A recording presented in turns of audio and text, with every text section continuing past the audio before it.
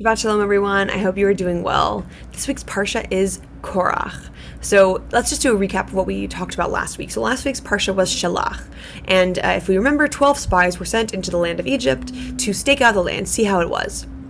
And when they came back, 10 of the 12 spies said, hey, this land is scary. There's huge fruit. There's giants. Everyone's dying there. The cities are really fortified. It's super unsafe. Not a place we should go.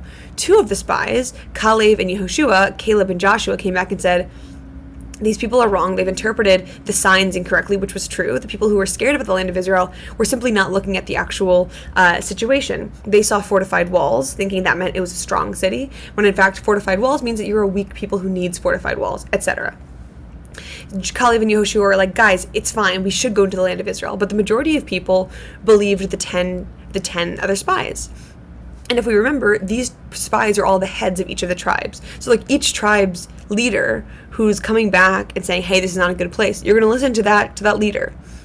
But instead of killing all of the Jewish people, God just gives them all of the walking in the desert. That is the punishment for this sin of not trusting in God. So we have the 40 years lost in the desert. Okay, a little bit of uproar against Moshe, against Aaron, saying like, why would you send us in this crazy land? There's a line, a pasuk that says, why would you bring us just into the desert so we can die here, dig our own graves, blah blah blah. So then this week there's even more of this. There's a guy called Korach, and let's look at a quick little look of what the family tree is. So Levi, the son of Jacob, had 3 sons, Gershon, Kehat, and Merari. And of course, there are 3 types of Leviim. When you're a Levi in the temple, there are 3 kinds. There's Gershoni, Kehati, and Merari, which is interesting. That's where the names come from. Okay, Kehat had a bunch of sons, 2 of which are the parents of our protagonists. So Itzhar had a kid named Korach, who we're dealing with here, and Amram had Aaron, Miriam, and Moses. So both of these people, we can see now, they are from the house of Levi, we see here. So they're in this special house. Again, all the different tribes have special things on their own, but the most special of all the tribes is the Leviim. And within the Leviim are the Kohanim. And so we see descended from Aaron are people who hold the priesthood. They have the kahuna, the ability to be priests in the temple. So Korach and Aaron and Miriam and Moses are cousins.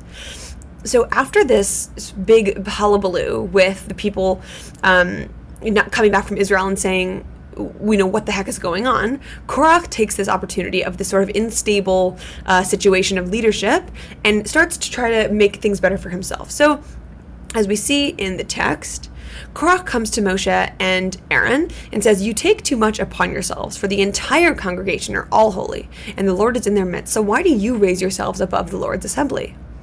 What makes you guys so special? Why do you get to be the leaders? Korach is manipulative because he's talking about how all of the people are special. Everyone's holy. Shouldn't they all be leaders? When in fact, he's really talking about himself.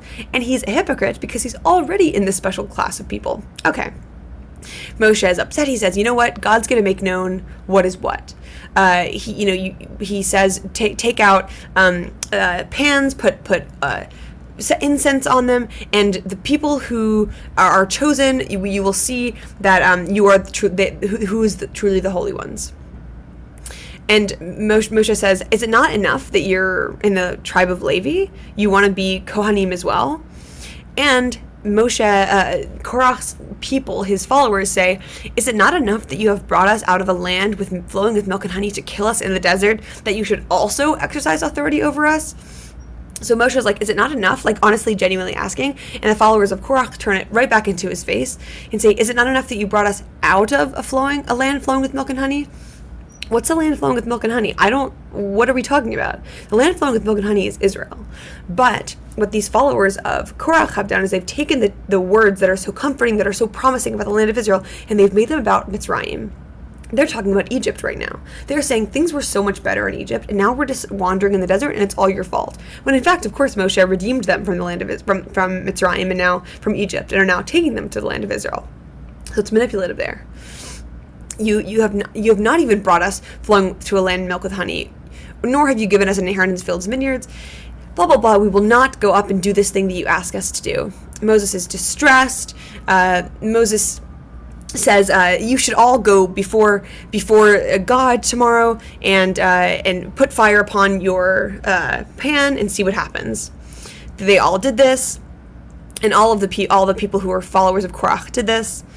And God then says to Moshe and Aaron, go away from these people, because I'm going to open up the earth for these people who have been so sinful. So everyone left, blah, blah, blah.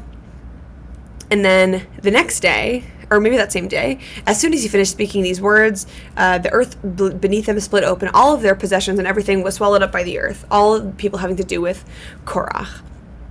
And then, after all the Korach people are gone, there's a plague that happens. And in order to prove the leadership of Aaron again, all the heads of the tribes are told to bring a staff out.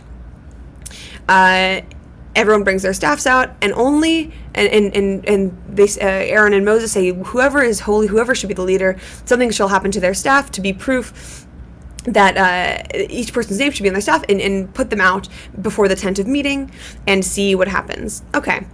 And all the staffs were placed, and Aaron's staff for the house of Levi had blossomed. It gave forth blossoms, sprouted buds, and produced ripe almonds.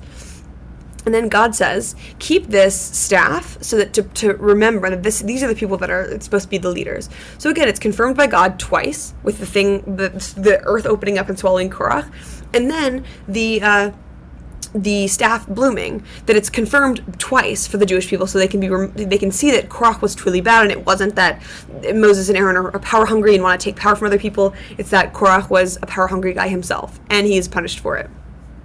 So lots of other things happen in the rest of the Parsha, but I think the thing that I always take away from the story of Korach is that Korach's point is everyone's holy. There doesn't need to be any leaders. It's not fair. And I disagree. I think that in situations where a leader does not emerge, absolute chaos ensues, because then multiple leaders will ensue. There's no such thing as a society of followers. There needs to be someone who's in charge, someone who has the last say in important decisions. I really do think that we do need leaders, and people are different for multiple reasons, for many reasons. We are all unique, and we all have traits that fit us all together like Tetris pieces. Some person is better at this, others are good at this, and together it makes us have a productive society, because we have people who are skilled in different types of things. Everyone is different. Not everyone is the same. Not everyone is perfect and holy. Not everyone is super, super smart. Not everyone is super, super athletic. Everyone is different. And what Korach is saying is everyone's the same. Everyone's special. Very, very reductive and a simple way of looking at the world, when in fact everyone is different. We do need leaders, and we have to recognize that some people are meant to lead more than we are. So that's the story of Korach and the crazy stuff that's going on with the leadership of Aaron and Moses. And please let me know if you have any questions. Shabbat Shalom. Hopefully I will see you next week, God willing.